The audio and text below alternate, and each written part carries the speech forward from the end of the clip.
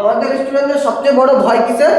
দশমিকের। দশমিক দেখলেই মনে হয় কি হয়, জ্বর চলে আসছে। তো আজকে আমরা রুটের ভিতরে দেখবো যদি দশমিক দিয়ে কোনো সংখ্যা থাকে তাহলে বের হলে কি হবে।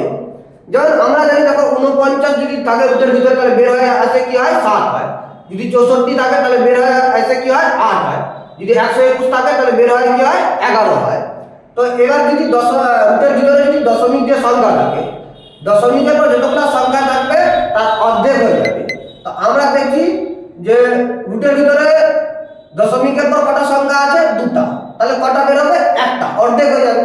তাহলে অর্ধেক হলে কি হবে, রুট 64 কার স্কয়ার, 8 এর স্কয়ার, তাহলে দশমিক লিখে দিলাম 8। এবার এখানে কত আছে, রুটের ভিতরে দশমিকের পর কটা সংখ্যা আছে, চারটা, তাহলে কটা হয়ে যাবে, দুটা হয়ে যাবে। তাহলে 441 কার স্কয়ার 21, তাহলে দশমিকের পর কটা হয়ে যাবে, দুটা সংখ্যা হয়ে যাবে।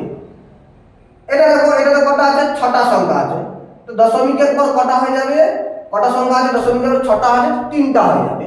তো 961 কার স্কয়ার 31 এর স্কয়ার, তাহলে আমি 31 লিখলাম। তো দুটা সংখ্যা হলো, তাহলে একটা সামনে জিরো নিয়ে নিলাম, তো সামনে দশমিক না, তাহলে তিনটা সংখ্যা হয়। এটা তোমরা আমাকে করে দেখাও।